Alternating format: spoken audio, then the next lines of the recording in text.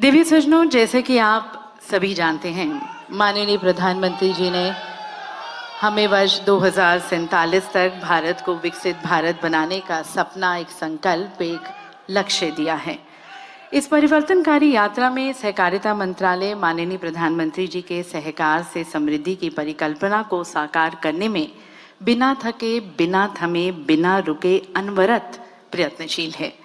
और आज इसी दिशा में सहकारिता क्षेत्र में विश्व की सबसे बड़ी अन्न भंडारण योजना के पायलट तथा पैक्स के कंप्यूटरीकरण का उद्घाटन होने जा रहा है, जो कि भारत की अमृतमयी यात्रा में कृषि क्षेत्र को आधुनिक बनाने और खाद्य सुरक्षा सुनिश्चित करने की माननीय प्रधानमंत्री जी की प्रतिबद्धता को रेखांकित करती है और निश्चित रूप से एक मील का पत्थर है।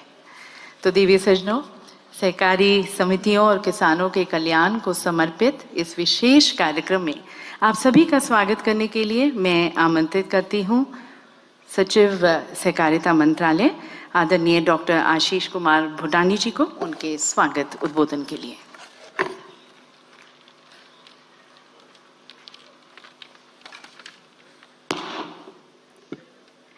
सभी को मेरा सादर नमस्कार। सर्वप्रथम मैं आज के कार्यक्रम के मुख्य अतिथि माननीय प्रधानमंत्री श्री नरेंद्र मोदी जी का सादर अभिनंदन करता हूं, जिन्होंने सहकार से समृद्धि का मूल मंत्र देकर पैक्स से लेकर एपेक्स तक संपूर्ण सहकारिता क्षेत्र में नई ऊर्जा का संचार किया है। माननीय प्रधानमंत्री जी के दिखाए हुए रास्ते पर चलते हुए सहकारिता मंत्रालय पैक्स, जो कि ग्रामीण अर्थव्यवस्था की रीढ़ है, की व्यवहार्यता को बढ़ाने, उनकी व्यावसायिक गतिविधियों में विविधता लाकर उन्हें जीवंत आर्थिक इकाई बनाने के लिए निरंतर प्रयासरत है। हमारा सौभाग्य है कि इसी क्रम में आज 18,000 पैक्स में कंप्यूटरीकरण व 11 राज्यों की 11 पैक्स में सहकारिता क्षेत्र में विश्व की सबसे बड़ी अन्न भंडारण योजना के पायलट का उद्घाटन तथा पायलट के तहत 500 अतिरिक्त पैक्स में गोदाम निर्माण का शिलान्यास माननीय प्रधानमंत्री जी के कर कमलों से होने जा रहा है। आज के कार्यक्रम के विशिष्ट अतिथि माननीय गृह एवं सहकारिता मंत्री श्री अमित शाह जी का भी मैं हार्दिक अभिनंदन करता हूं, जिनके कुशल मार्गदर्शन में नवगठित सहकारिता मंत्रालय ने सहकारिता आंदोलन के सुदृढ़ीकरण के लिए कई अभूतपूर्व कदम उठाए हैं। माननीय मंत्री जी के नेतृत्व में सभी राज्यों की सहभागिता सुनिश्चित करते हुए विभिन्न पहलों के माध्यम से सभी स्तर की सहकारी समितियों का सशक्तिकरण किया जा रहा है। साथ ही मैं माननीय कृषि एवं किसान कल्याण मंत्री श्री अर्जुन मुंडा जी, माननीय उपभोक्ता मामले, खाद्य और सार्वजनिक वितरण मंत्री श्री पीयूष गोयल जी और माननीय सहकारिता राज्य मंत्री श्री BL वर्मा जी का भी हार्दिक स्वागत करना चाहूँगा, जो कि समय समय पर हमें अपना मार्गदर्शन देते रहते हैं। मैं विभिन्न राज्यों से आए माननीय सहकारिता मंत्रीगणों का भी विशेष स्वागत करता हूँ। पैक्स के कंप्यूटरीकरण तथा सहकारिता क्षेत्र में विश्व की सबसे बड़ी अन्न भंडारण योजना से न केवल सहकारिता क्षेत्र को बल मिलेगा, बल्कि पैक्स का आर्थिक सशक्तिकरण सुनिश्चित होगा और इनसे जुड़े 13 करोड़ से भी अधिक किसानों के जीवन में समृद्धि के नए रास्ते खुलेंगे। मैं आज के इस महत्वपूर्ण कार्यक्रम में पधारे विभिन्न केंद्रीय मंत्रालयों के अधिकारीगणों, राज्यों और केंद्र शासित प्रदेशों के सहकारिता तथा खाद्य एवं नागरिक आपूर्ति विभागों के अधिकारियों, विभिन्न संस्थाओं जैसे कि NABARD, FCI, NCCF, NAFED, NBCC, NAPCONS, NDDB, NFDB के अध्यक्ष एवं MD, राज्य व जिला सहकारी बैंकों के प्रतिनिधियों तथा सभी गणमान्य अतिथिगणों का भी हार्दिक स्वागत करता हूं। साथ ही देश भर से आए पैक्स के चेयरमैन व सचिवों का भी आज के समारोह में मैं हार्दिक स्वागत करता हूं। अंत में मीडिया के प्रतिनिधियों व इंटरनेट के माध्यम से जुड़े समस्त प्रतिभागियों का भी इस समारोह में हार्दिक स्वागत है। मुझे आशा है कि आज के इस ऐतिहासिक कार्यक्रम में हिस्सा लेकर हम सभी माननीय प्रधानमंत्री के सहकार से समृद्धि के मूल मंत्र को साकार करने हेतु एक नई लगन और जोश के साथ सहकारिता क्षेत्र को नई ऊंचाइयों तक ले जाने का संकल्प धारण कर आगे बढ़ेंगे। धन्यवाद। जय हिंद, जय सहकार।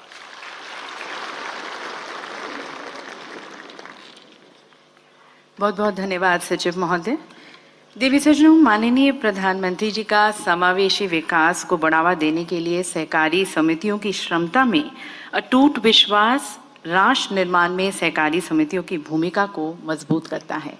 और आज माननीय प्रधानमंत्री जी के हम सभी के साथ यहाँ पर उपस्थिति सहकारी समितियों के मनोबल को और बढ़ाती है। तो आइए माननीय प्रधानमंत्री जी का आभार सहित स्वागत करते हैं। और मैं निवेदन करती हूँ हमारे सहकारिता मंत्रालय के पथ प्रदर्शक आदरणीय श्री अमित शाह जी से कि वे प्रधानमंत्री जी को फूल भेंट कर उनका स्वागत करें। शुभकामनाओं के साथ हम सभी की तरफ से।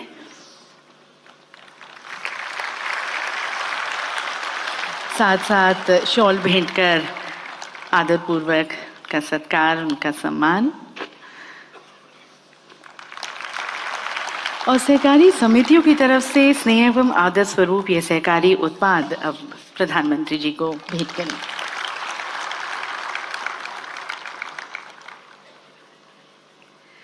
और अब मैं आदरणीय श्री अमित शाह जी, हमारे माननीय केंद्रीय गृह एवं सहकारिता मंत्री, उनसे अनुरोध करती हूँ और आमंत्रित करती हूँ उनके संबोधन के लिए।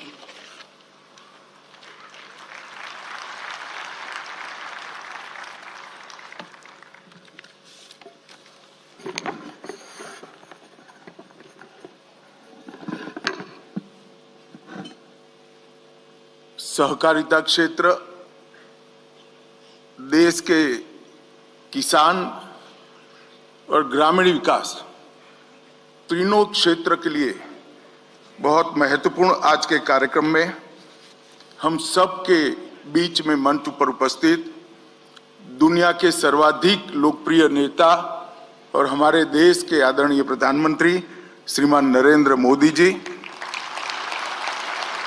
जिनका बहुत बड़ा योगदान आज के भंडारण की योजना को लागू करने में रहा है, ऐसे मेरे साथी मंत्री श्रीमान अर्जुन मुंडा जी, पीयूष गोयल जी और बीएल वर्मा जी और देश भर से आए हुए सहकारी क्षेत्र के सभी उपस्थित कार्यकर्ता, प्रतिनिधि और नेतृत्व करने वाले नेतागण, देश भर की सीएससी से 1 लाख से ज्यादा सीएससी और करीब 35,000 पैक्स के माध्यम से जुड़े हुए लाखों किसान भाई और सहकारी कर्मचारियों से, सहकारी कार्यकर्ताओं से मैं आज हृदय पूर्वक आप सभी का यहाँ पर स्वागत करता हूँ। मित्रों, आज माघ पूर्णिमा का दिन है। माघ पूर्णिमा के दिन को हमारे यहाँ बहुत शुभ माना जाता है और प्रधानमंत्री मोदी जी ने सहकारी क्षेत्र के अंदर नए प्राण फूंकने की जो शुरुआत करी है, इसके लिए सबसे पहले लिए गए एक इनिशिएटिव और सबसे अंत में लिए गए दूसरे इनिशिएटिव, दोनों का शुभारंभ प्रधानमंत्री के कर कमलों से आज शुरू होने जा रहा है। ये हम सब के लिए बहुत बहुत आनंद का विषय है। हम सब जानते हैं, देश आजाद हुआ तब से देश भर के सहकारिता क्षेत्र के कार्यकर्ता अनेक पार्टियों की सरकारों के सामने अपना मांग रखते रहे कि सहकारिता के लिए एक अलग मंत्रालय की स्थापना हो, क्योंकि सहकारिता क्षेत्र को भी समय के साथ साथ बदलना बहुत जरूरी है। इसको रिलेवेंट भी रखना होगा, उसको मॉडर्नाइज भी करना होगा और उसके अंदर पारदर्शिता भी लानी पड़ेगी। परंतु सालों तक इस मांग को कोई एड्रेस नहीं करता था, कोई पूरी करने के लिए इस पर ध्यान भी नहीं देता था। जब नरेंद्र मोदी जी प्रधानमंत्री बने, इन्होंने 70 साल पुरानी मांग को समाप्त कर एक फुल फ्लेज सहकारिता मंत्रालय की स्थापना। और मुझे कहते हुए गौरव है कि एक ज्वाइंट सेक्रेटरी के तत्वाधान में चलता हुआ सहकारिता मंत्रालय आज फुल फ्लेज मंत्रालय बनने के बाद 35 महीनों में लगभग 54 से ज्यादा इनिशिएटिव लेकर पैक्स से लेकर एपेक्स तक और सहकारिता क्षेत्र के हर आयाम में एक नई शुरुआत कर नए जोश के साथ आज आगे बढ़ रहा है। और मुझे पूरा विश्वास है कि सहकारिता क्षेत्र को लगभग 125 साल के बाद प्रधानमंत्री जी के इस फैसले से एक नया जीवन मिला है और अब इस निर्णय के कारण और 125 साल तक सहकारिता आंदोलन इस देश की सेवा करेगा, इसका मुझे विश्वास है। मित्रों, आज यहाँ से करीब 18,000 से ज्यादा पैक्स का कंप्लीट कंप्यूटराइजेशन आज से शुरू हो रहा है। इसका ट्रायल रन भी हो चुका है। लेगेसी डेटा को भी कंप्यूटराइज कर दिया गया है और यहां से मोदी साहब के क्लिक करने के साथ ही हर ट्रांजैक्शन कंप्यूटर से शुरू हो जाएगा 18,000 पैक्स का। मुझे बरोबर याद है जब मोदी जी ने कैबिनेट के अंदर ये 29 जून 2022 को ये प्रस्ताव आया, तब कैबिनेट के मंत्रियों के सामने आशा रखी थी कि इसका जल्द क्रियान्वयन हो जाएगा। ये बहुत कठिन है, मगर मुझे आनंद है कि इतने कम समय के अंदर 65,000 में से 18,000 पैक्स क्रियान्वित हो चुके हैं और चुनाव के पहले और 30,000 पैक्स को हम क्रियान्वित कर कर लोगों को समर्पित करेंगे। ये पैक्स का कंप्यूटराइजेशन न केवल पारदर्शिता लाएगा, न केवल पैक्स को मॉडर्नाइज बनाएगा, इसके साथ साथ बिजनेस के कई सारे मौके भी जनरेट करेगा। हमने पैक्स के नए बायलॉज बनाए हैं और मुझे आनंद है कि पूरे देश की सरकारों ने इरिस्पेक्टिव ऑफ पॉलिटिकल पार्टी ये बायलॉज को स्टेट सब्जेक्ट होने के बावजूद एक्सेप्ट भी किया है, लागू भी कर दिया है और पैक्स तक पहुंचा भी दिया। और वो बायलॉज लागू होते ही पैक्स 20 प्रकार के नए काम कर पाएगी।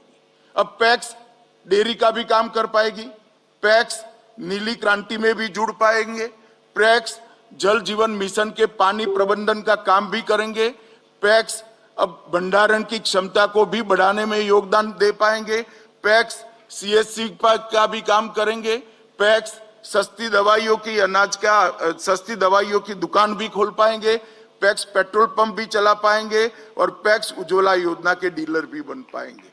ढेर सारे कामों को आज पैक्स के माध्यम से सुचारू रूप से लागू करने का रास्ता जो खुला था बायलॉज से, आज कंप्यूटराइज होने से सारी चीजों के अकाउंट को एक ही सॉफ्टवेयर के अंदर समाहित कर लिया गया है और देश की हर भाषा में, किसान की भाषा में, गांव की भाषा में, हर भाषा में ये सॉफ्टवेयर अपनी भाषा में किसानों के साथ बात करता है और रोजिंदा कामकाज भी करेगा।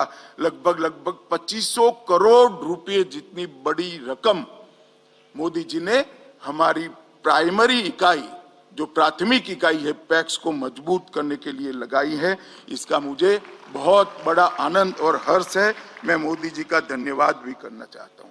मित्रों, लगभग हमने योजना बनाई है इसके हिसाब से अगस्त 24 तक इस देश के सभी पैक्स कंप्यूटराइज होकर इस सॉफ्टवेयर से काम हो जाएंगे और आज 18,000 पैक्स का शुरुआत मोदी जी के हाथ से हो रहा है। इसका मुझे आनंद है। मित्रों, आज इसके साथ साथ एक विश्व की सबसे बड़ी कोऑपरेटिव अन्न भंडारण योजना का भी शुरुआत होने जा रहा है। इसके लिए मैं थोड़ी विशेष बात करना चाहता हूं। हमारे मंत्रालय से इसका प्रारूप गया, कैबिनेट मसौदा गया। मोदी जी ने स्वयं 6 बार इसको हमारे साथ चर्चा की, 2 बार प्रेजेंटेशन देखा, सुझाव दिए और एक कंप्लीट योजना बनाकर किसानों के लिए मोदी जी ने इस देश को समर्पित किया है। और इसको लागू करने से पहले उन्होंने कैबिनेट की मीटिंग में हमारे मंत्रालय का मार्गदर्शन किया। ये बहुत बड़ी योजना है, एक नया इनिशिएटिव है, ढेर सारे मंत्रालय को समाहित कर ये योजना आगे बढ़ने वाली है। तो पहले इसका पायलट प्रोजेक्ट किया जाए, टीथिंग प्रॉब्लम का अभ्यास किया जाए और सारे टीथिंग प्रॉब्लम के निवारण के बाद ही इसको मास लेवल पर नीचे तक पहुंचाना जाए। प्रधानमंत्री जी, आज मुझे आनंद है, आपकी कल्पना के अनुरूप हमने 11 पैक्स में पायलट प्रोजेक्ट आज समाप्त कर दिया है और आपके कर कमलों से आज 11 गोडाउनों का उद्घाटन होने जा रहा है। ये बहुत बड़ा आनंद का विषय है। और इसके साथ साथ जो टीथिंग प्रॉब्लम आए थे, आपने जो हमारा मार्गदर्शन किया था, इसके लिए एक मंत्री समूह बनाया था। मंत्री समूह ने पूरे टीथिंग प्रॉब्लम का अभ्यास कर योजना को थोड़ा, बहुत ज्यादा नहीं मगर थोड़ा रिवाइव भी किया है और आज 500 गोडाउन का, 500 पैक्स के गोडाउन का भूमि पूजन भी आपके हाथ से हो रहा है। तो 511 गोडाउनों का काम एक प्रकार से आज चालू होगा। मित्रों, हमारे देश में अन्न उत्पादन के परिप्रेक्ष्य में हमारी भंडारण क्षमता केवल 47% और दुनिया भर के देश अमेरिका में 161%, ब्राजील में 149%, कनाडा में 148%, चीन में 107%, पूरी दुनिया में उत्पादन से भंडारण क्षमता ज्यादा है। इसके कारण जब भाव रेट्स नीचे जाते हैं तो किसान अपना सामान भंडारण क्षमता का उपयोग कर स्टोर करता है और सुचारू रूप से उसको अच्छा भाव मिल सकता है। परंतु यहाँ पर ये सुविधा उपलब्ध नहीं थी। फूड कॉरपोरेशन ऑफ इंडिया को ही ये सारा भार निर्वहन करना पड़ता था, इसके बाद भी नहीं थी। अब हजारों पैक्स जब ये भंडारण क्षमता का विस्तरण करेंगे तो हमारे यहाँ भी 100% भंडारण क्षमता 2027 के पहले हम प्राप्त कर लेंगे और कोऑपरेटिव के माध्यम से प्राप्त करेंगे। ये हम सब के लिए आनंद का विषय है। मैं आज यहाँ पर आपको ये भी कहना चाहता हूँ, मोदी जी की दूरदर्शिता के कारण हमारा जो मार्गदर्शन किया है, ये योजना को कंप्लीट साइंटिफिक और सबसे मॉडर्न योजना बना गया है। गोडाउन होंगे तो छोटे, परंतु इनके अंदर रैक भी होगी, कंप्यूटराइज व्यवस्था होगी। इसके साथ साथ आधुनिक खेती के लिए जितने भी महंगे साधन है वो सारे साधन ये पैक्स वसाएंगे इस गोडाउन के माध्यम से। इसके साथ इसको लिंक कर दिया गया है। इसके अंदर ड्रोन भी होगा, ट्रैक्टर भी होंगे, कटाई के मशीन भी होंगे और दवाई के छिड़काव के भी मशीन होंगे।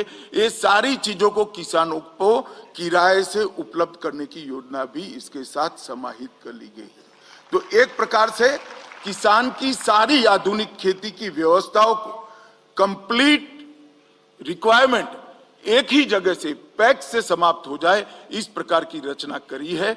और इसके कारण किसान और पैक्स का रिश्ता भी गाढ़ा होगा, पैक्स वायबल भी होंगे और आने वाले दिनों में हमारी खेती को, हमारी कृषि को आधुनिक बनाने का भी काम होगा।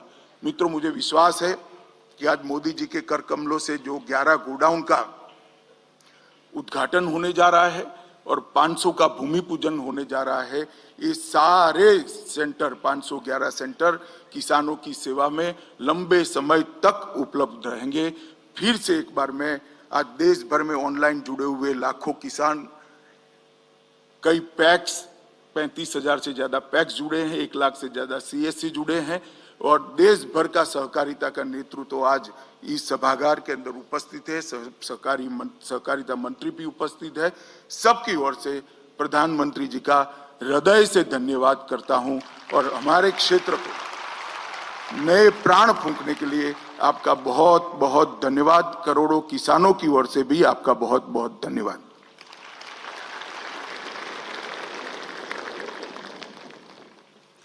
बहुत बहुत धन्यवाद माननीय मंत्री जी। बदलते हुए भारत में बदलता हुआ सहकारिता क्षेत्र, जहां पर पैक्स और बहुउद्देश्य हो रहे हैं, पुनर्जीवित हुए माननीय प्रधानमंत्री जी के नेतृत्व में। और देवी सज्जनों, जैसे कि आपने सुना, आज सहकारी समितियों के डिजिटल परिवर्तन का एक नया युग, एक नया अध्याय शुरू होने जा रहा है, जो कृषि और सहकारिता से जुड़े करोड़ों किसानों के जीवन को प्रभावित करेगा। ये पहल सहकारी क्षेत्र की बेहतरी, पारदर्शिता, दक्षता और पहुंच सुनिश्चित करने के लिए प्रौद्योगिकी का लाभ उठाते हुए सरकार के समर्पण का एक प्रमाण है। माननीय प्रधानमंत्री जी से मैं निवेदन करती हूँ, कृपया आप रिमोट का बटन दबाकर देश भर में 18,000 पैक्स में कंप्यूटरीकरण का अपने कर कमलों द्वारा शुभारंभ करें।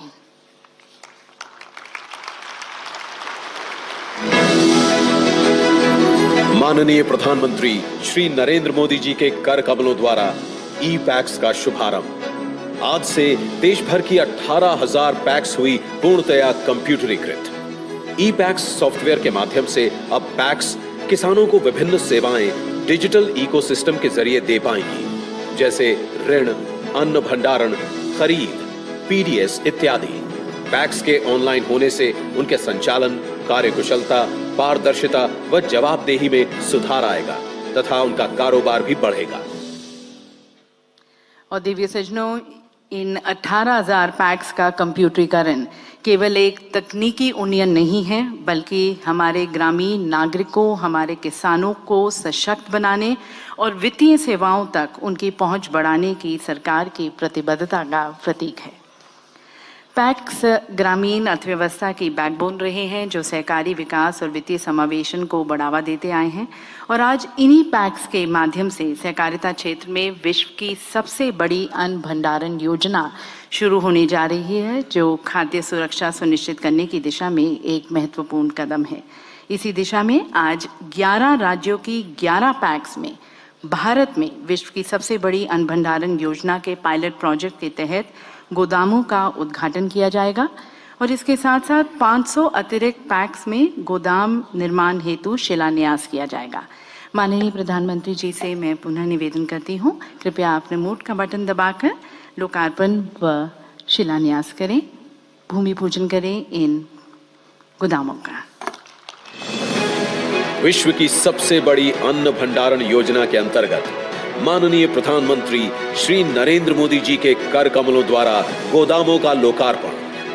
11 राज्यों की 11 पैक्स में विकेंद्रीकृत अन्न भंडारण हेतु गोदामों सहित विभिन्न कृषि अवसंरचनाओं का निर्माण किया गया है। इसमें पूब बोंगशोर प्राथमिक सहकारी समिति कामरूप असम, चंद्रनगर समूह सेवा सहकारी मंडली अहमदाबाद गुजरात, एकंबा प्राथमिक कृषि समिति बीदर कर्नाटक, परसवाड़ा सहकारी समिति बालाघाट मध्य प्रदेश, नेरपिंगलाई विविध कार्यकारी सहकारी संस्था अमरावती महाराष्ट्र, घमूड़वाली ग्राम सेवा सहकारी समिति श्री गंगानगर राजस्थान, कोटवा पांडे ग्रामीण सहकारी समिति मिर्जापुर उत्तर प्रदेश, सहसपुर किसान सेवा सहकारी समिति देहरादून उत्तराखंड, गंभीरोपेट प्राथमिक कृषि ऋण समिति राजन्ना सिरिसिला तेलंगाना, खिलपाड़ा प्राथमिक कृषि ऋण समिति गोमती त्रिपुरा तथा सिला मराथुपट्टी प्राथमिक कृषि ऋण समिति तेनी तमिलनाडु शामिल है। पैक्स में गोदाम, प्रसंस्करण इकाइयां, कस्टम हायरिंग केंद्र आदि की सुविधा किसानों को उनकी उपज के उचित दाम दिलाने में मददगार साबित होंगे और देश की खाद्य सुरक्षा सुनिश्चित करेंगे।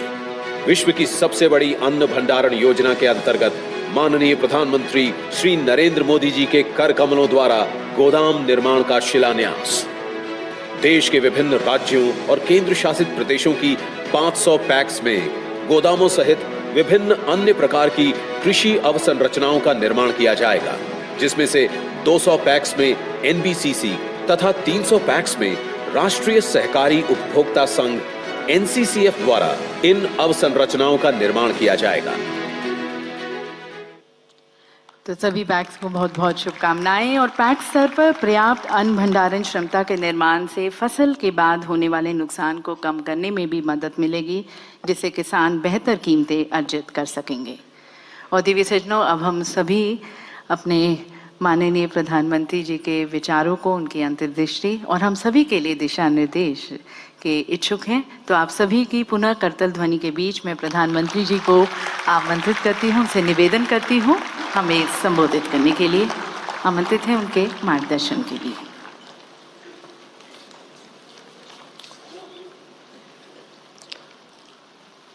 देश के गृह एवं सहकारिता मंत्री श्रीमान अमित शाह, कैबिनेट में मेरे साथी अर्जुन मुंडा, श्रीमान पीयूष गोयल, राष्ट्रीय सहकारी समितियों के पदाधिकारीगण, अन्य महानुभाव, देवी और सज्जनों, आज भारत मंडपम विकसित भारत की अमृत यात्रा में एक और बड़ी उपलब्धि का साक्षी बन रहा है।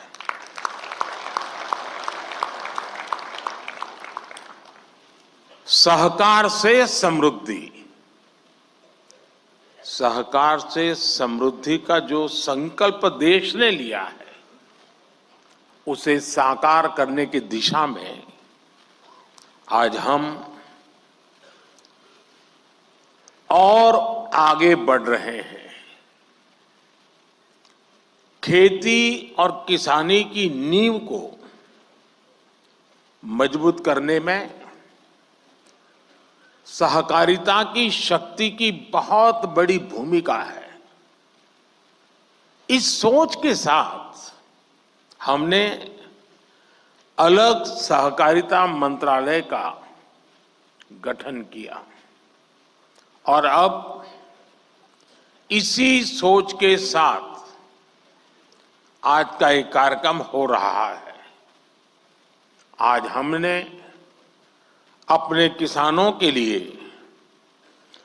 दुनिया की सबसे बड़ी स्टोरेज स्कीम या भंडारण स्कीम शुरू की है। इसके तहत देश के कोने कोने में हजारों वेयर हाउसेस बनाए जाएंगे, हजारों गोदाम बनाए जाएंगे। आज 18,000 पैक्स के कंप्यूटराइजेशन का बड़ा काम भी पूरा हुआ है। ये सभी काम देश में कृषि इंफ्रास्ट्रक्चर को नया विस्तार देंगे, कृषि को आधुनिक टेक्नोलॉजी से जोड़ेंगे।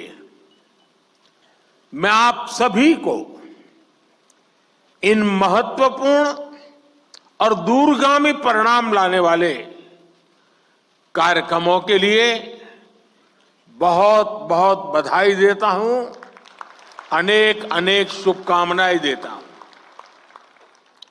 साथियों, सहकारिता भारत के लिए बहुत प्राचीन व्यवस्था है। हमारे शास्त्रों में भी कहा गया है, अल्पानाम अपि वस्तूनाम, अल्पानाम अपि वस्तूनाम संहति ही कार्य साधिका। अर्थात छोटी छोटी वस्तुएं, थोड़े थोड़े संसाधन भी सब साथ जोड़ दिए जाते हैं तो उनसे बड़े कार्य सिद्ध हो जाते हैं। प्राचीन ग्राम अर्थव्यवस्था में सहकार की यही स्वतंत्र स्वतः स्फूर्त व्यवस्था काम करती रही है। सहकार ही हमारे आत्मनिर्भर समाज का आधार हुआ करती थी। सहकारिता केवल व्यवस्था नहीं है, सहकारिता एक भावना है, सहकारिता एक स्पिरिट है। सहकारिता की ये स्पिरिट कई बार व्यवस्थाओं और संसाधनों की सीमाओं से परे आश्चर्यजनक परिणाम देते हैं। सहकार जीवन यापन से जुड़ी एक सामान्य व्यवस्था को बड़ी औद्योगिक क्षमता में बदल सकता है। ये देश की अर्थव्यवस्था के, खासकर ग्रामीण और कृषि से जुड़ी अर्थव्यवस्था के कायाकल्प का एक प्रामाणिक तरीका है। एक अलग मंत्रालय के जरिए हम देश के इस सामर्थ्य को और कृषि क्षेत्र की बिखरी हुई इस ताकत को ही एकत्र करने का भी ये भगीरथ प्रयास है।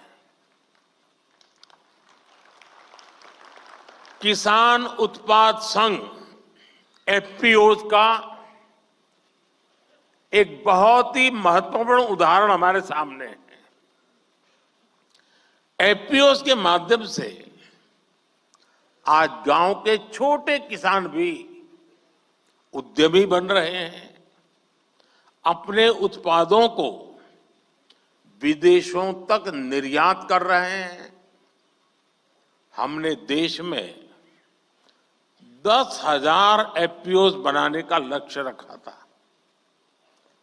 एक अलग सहकारिता मंत्रालय होने के उसका नतीजा ये है कि देश में 8,000 एफपीओ का गठन ऑलरेडी हो चुका है, कार्यरत हो चुके हैं। कई एफपीओ की सक्सेस स्टोरी की चर्चा आज देश के बाहर भी हो रही है। इसी तरह एक और संतोषजनक बदलाव ये आया है कि सहकारिता का लाभ अब पशुपालकों और मछली पालकों तक भी पहुंच रहा है। मछली पालन में आज 25,000 से ज्यादा सहकारी इकाइयां काम कर रही है। आने वाले 5 वर्षों में सरकार का लक्ष्य 2 लाख सहकारी समितियां बनाने का है और इनमें एक बड़ी संख्या फिशरीज सेक्टर की सहकारी समितियों की भी होने जा रही है। साथियों, सहकारिता की ताकत क्या होती है, गुजरात में मुख्यमंत्री के रूप में मैंने इस ताकत को अनुभव किया है। गुजरात में अमूल की सफलता की गाथा आज पूरी दुनिया जानती है। हम सब दुनिया भर के बाजार में पहुंच चुके लिज्जत पापड़ के बारे में भी जानते हैं। इन सभी आंदोलनों को मुख्य रूप से देश की महिलाओं ने ही लीड किया है। आज देश में भी डेयरी और कृषि में सहकार से किसान जुड़े हैं। उनमें करोड़ों की संख्या में महिलाएं ही हैं। महिलाओं के इसी सामर्थ्य को देखते हुए सरकार ने भी सहकार से जुड़ी नीतियों में उन्हें प्राथमिकता दी है। आप जानते हैं कि हाल में ही multi state cooperative society act में सुधार लाया गया है। इसके तहत मल्टी स्टेट कोऑपरेटिव सोसाइटी के बोर्ड में महिला डायरेक्टर्स होना अनिवार्य कर दिया गया है। हमारे देश में संसद में अगर नारी शक्ति वंदन अधिनियम पास होता है तो बहुत चर्चा होती है, लेकिन ये उतनी ही ताकत वाला बड़ा महत्वपूर्ण कानून हमने बनाया है, लेकिन बहुत कम लोग उसकी चर्चा करते हैं। साथियों, सहकारिता किसान की व्यक्तिगत समस्याओं का कैसे सामूहिक शक्ति से समाधान करती है, भंडारण भी इसका एक बड़ा उदाहरण है। हमारे यहां भंडारण से जुड़े इंफ्रास्ट्रक्चर के अभाव में किसानों को बहुत नुकसान उठाना पड़ता था। पिछली सरकारों ने कभी इस जरूरत पर उतना ध्यान ही नहीं दिया, लेकिन आज सहकारी समितियों के जरिए इस समस्या का हल किया जा रहा है। दुनिया की ये अपने आप में बहुत बड़ी बात है। दुनिया की सबसे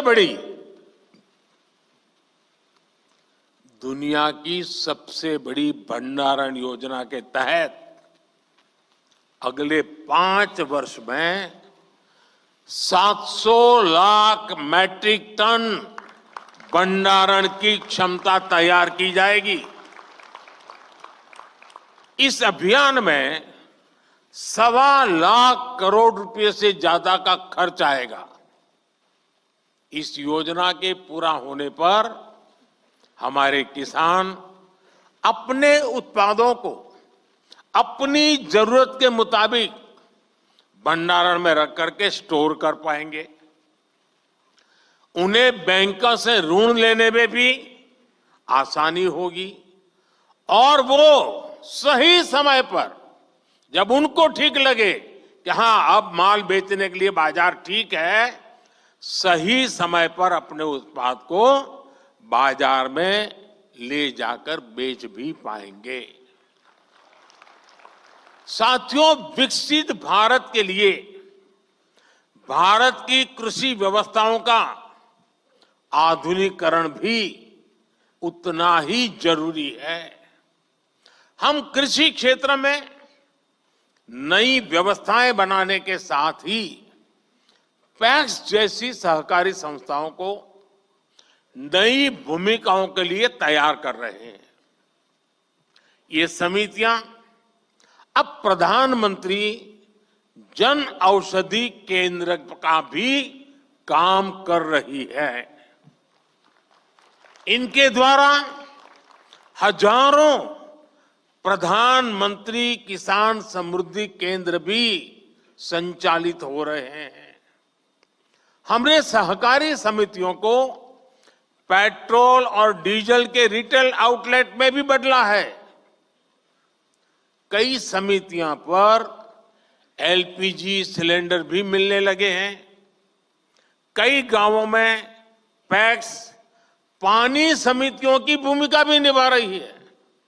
यानी पैक्स की ऋण समितियों की उपयोगिता भी बढ़ रही है, उनकी आय के साधन भी बढ़ रहे हैं। यही नहीं, सहकारी समितियां अब कॉमन सर्विस सेंटर के तौर पर गांवों में सैकड़ों सरकारी सुविधाएं भी दे रही है। अब कंप्यूटर के जरिए ये समितियां टेक्नोलॉजी और डिजिटल इंडिया से जुड़े अवसरों को और बड़े स्तर पर किसानों तक पहुंचाएगी। इससे ग्रामीण क्षेत्र में युवाओं के लिए रोजगार के नए अवसर भी बनेंगे। साथियों, विकसित भारत के संकल्प की सिद्धि, इसके लिए मैं आप सभी की भूमिका, सहकारी संस्थाओं की भूमिका का महत्व बहुत ज्यादा है, इस बात को समझता हूं। इसलिए आप सभी से मेरी अपेक्षा भी कुछ ज्यादा है। और आखिरकार अपेक्षा तो उन्हीं से होती है जो करते हैं। जो नहीं करते उनसे अपेक्षा कौन करेगा?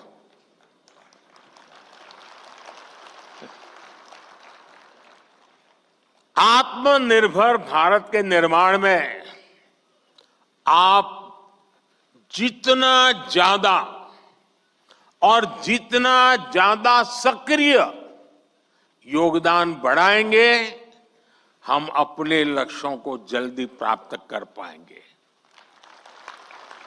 आत्मनिर्भर भारत बनाए बिना विकसित भारत बनाना संभव नहीं है।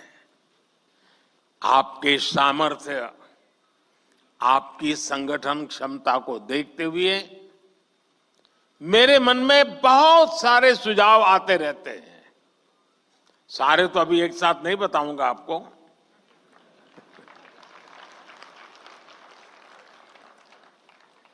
लेकिन कुछ मैं इशारा करना चाहता हूं।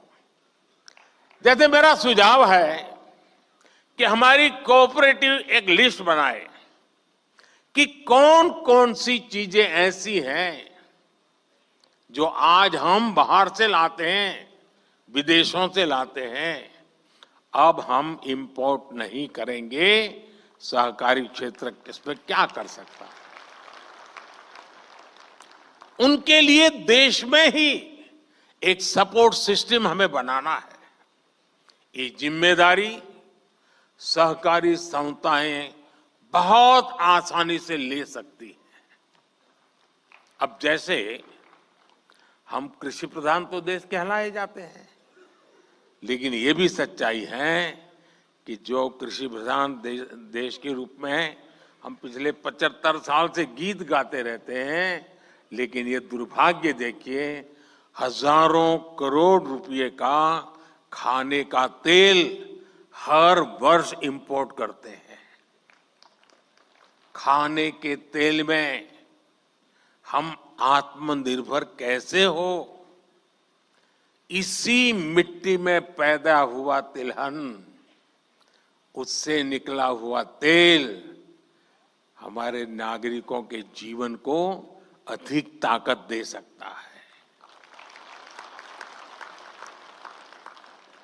और इसके लिए अगर मेरे सहकार क्षेत्र के साथी काम न करे तो कौन करेगा?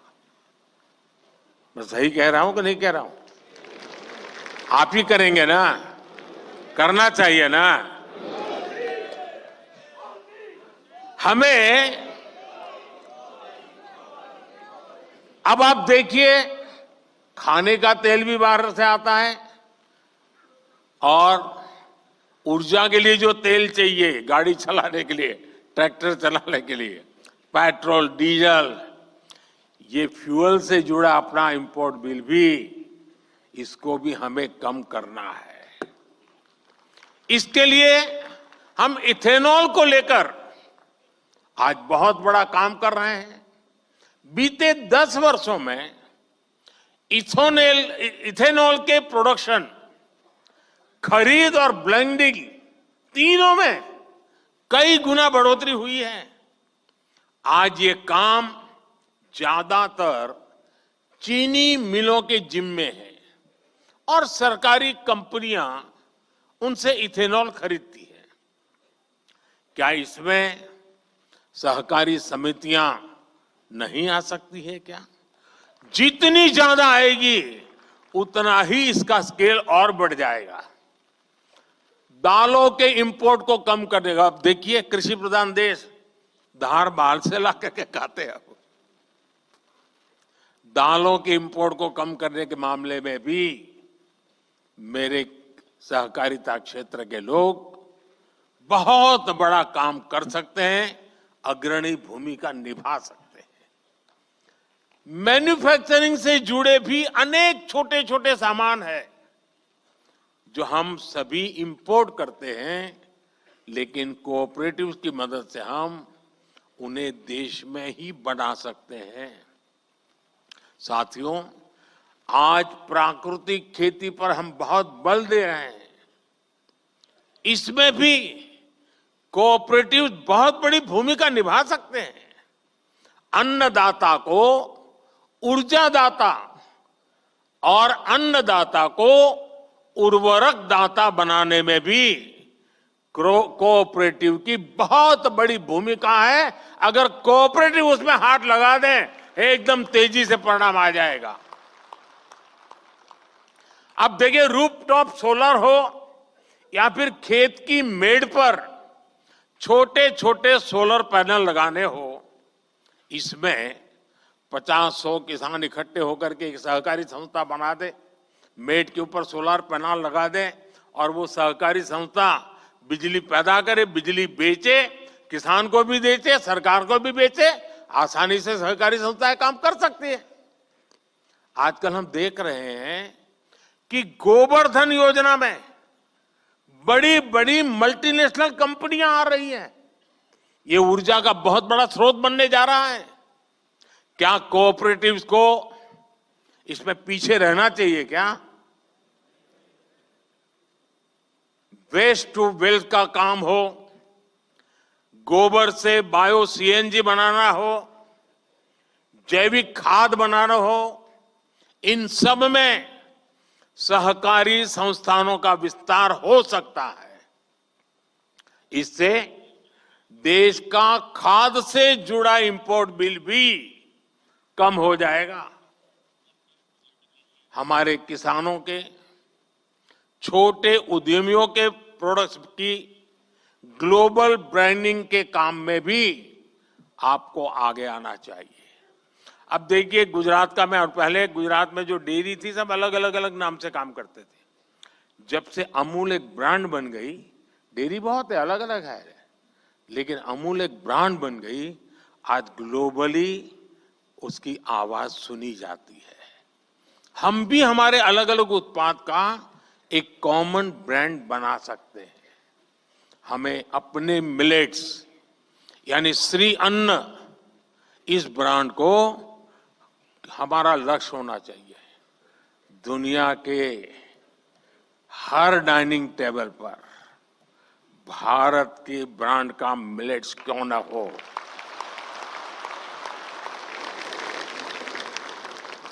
इसके लिए कोऑपरेटिव्स को एक व्यापक एक्शन प्लान बना करके आगे आना चाहिए। साथियों, गांव की आय बढ़ाने में सहकारिता का बहुत बड़ा योगदान हो सकता है। हमने तो डेयरी सेक्टर में एक स्पष्ट बदलाव होते हुए देखा है। अभी पिछले 3 दिन से मैं कहीं न कहीं सहकारी क्षेत्र कार्यक्रम में ही रहता हूं। पहले गया अहमदाबाद में, अमूल के 50 साल हुए थे। फिर कल बनारस में था, काशी में, वहां बनारस डेयरी का उद्घाटन किया था।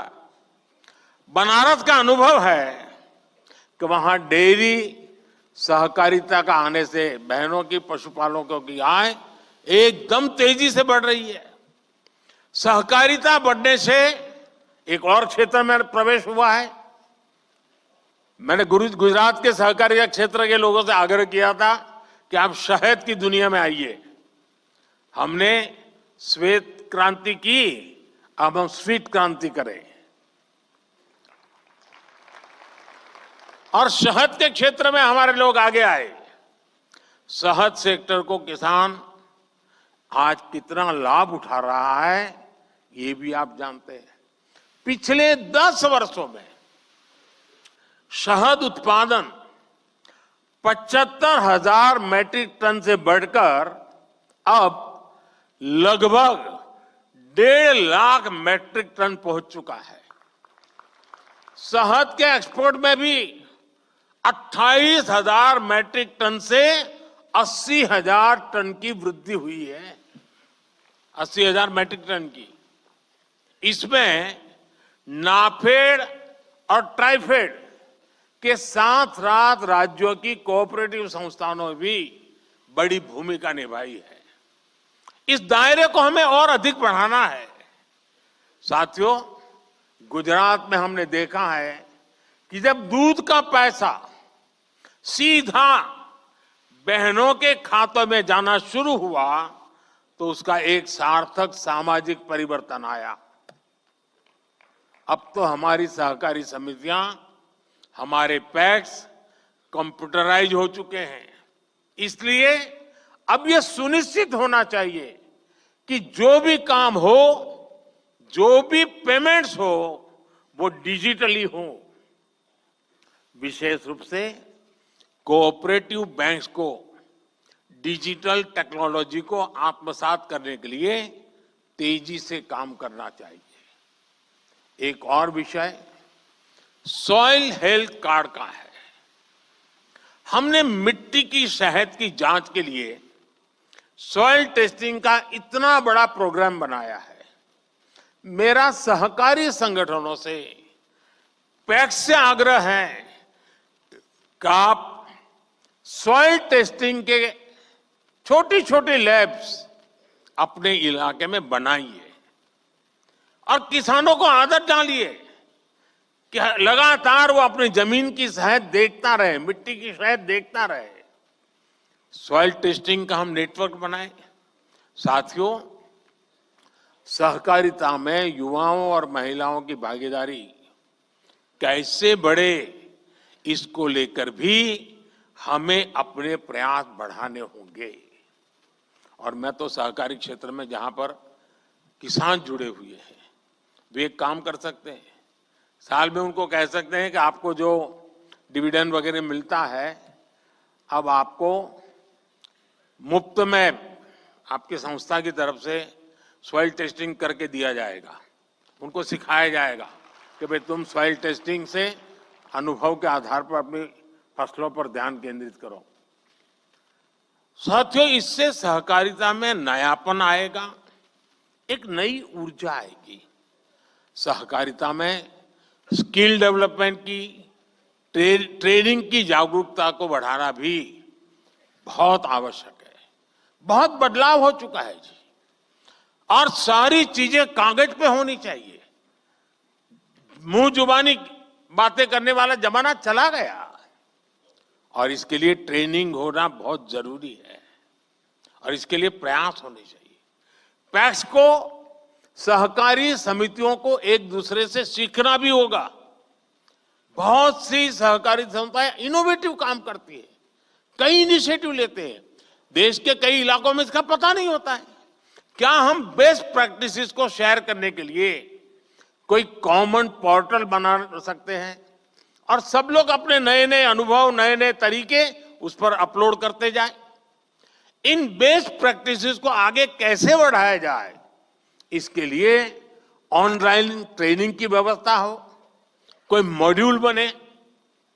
आप जानते हैं कि एस्पिरेशनल डिस्ट्रिक्ट प्रोग्राम, आकांक्षी जिलों का अभियान, उस प्रोग्राम में एक उसकी विशेषता है हेल्दी कंपटीशन, स्वस्थ स्पर्धा का रैंकिंग का एक सिस्टम बनाया हुआ है, और दिन में 10 बार उस रैंकिंग में ऊपर नीचे होता रहता है। हर अफसर सोचता है कि मेरा जिला आगे निकल जाए। क्या कोऑपरेटिव सेक्टर के अलग अलग वर्टिकल बनाए हम, एक एक प्रकार की कोऑपरेटिव का एक वर्टिकल, दूसरे प्रकार की कोऑपरेटिव का दूसरा वर्टिकल, और एक ऐसा मैकेनिज्म बनाए कि उसमें भी एक healthy competition round the clock चलती हो। सहकारी संगठनों में ये स्पर्धा हो, बेस्ट परफॉर्म करने वालों को इनाम की व्यवस्था हो, ऐसी सहकारी संस्थाओं से नई चीजें बाहर आए। एक बहुत बड़ा आंदोलन जिसको सरकार और सहकारी संस्थाएं मिल करके उसको एक नया रूप रंग दे सकते हैं। साथियों, एक बात सहकारी संस्थाओं के साथ एक क्वेश्चन मार्क लेकर के चलती रहती है। सहकारी संगठनों के चुनावों में पारदर्शिता लाना बहुत जरूरी है। इससे लोगों का भरोसा बढ़ेगा, अधिक से अधिक लोग जुड़ेंगे। साथियों, सहकारी समितियों को समृद्धि का आधार बनाने के लिए हमारी सरकार उनके सामने मौजूद रही चुनौतियों को भी कम कर रही है। आपको याद होगा, हमारे यहां कंपनियों पर सेस लगाता था, लेकिन सहकारी समितियों को ज्यादा सेस देना होता था। हमने 1 करोड़ से 10 करोड़ रुपए तक की आय वाली सहकारी समितियों पर लगने वाले सेस को 12% से घटाकर 7% कर दिया। इससे समितियों के पास काम करने के लिए पूंजी भी बढ़ रही है, उनके लिए एक कंपनी की तरह आगे बढ़ने के रास्ते भी खुले हैं। सहकारी समितियां और कंपनियों के बीच वैकल्पिक टैक्स भी पहले भेदभाव था। हमने समितियों के लिए न्यूनतम वैकल्पिक टैक्स को 18.5% से घटाकर 15% कर दिया, और कॉरपोरेट वर्ल्ड से हमने उसको बराबर ला करके खड़ा कर दिया। एक परेशानी ये भी थी कि सहकारी समितियों को 1 करोड़ से ज्यादा की निकासी पर टीडीएस देना पड़ता था। हमने निकासी की ये सीमा भी बढ़ाकर सालाना 3 करोड़ रुपए कर दी है।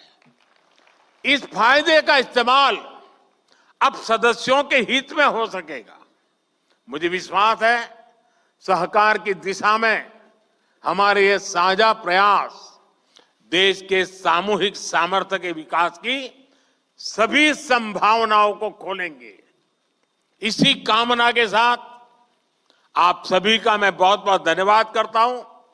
और जैसा अमित भाई ने बताया कि लाखों लोग आज अलग अलग सेंटर्स पर इकट्ठे हुए हैं, मैं उनका भी इतने उत्साह और उमंग के साथ आज के इस महत्वपूर्ण इनिशिएटिव में जुड़ने के लिए उनका भी धन्यवाद करता हूं और उनको भी मैं बहुत शुभकामनाएं देता हूं।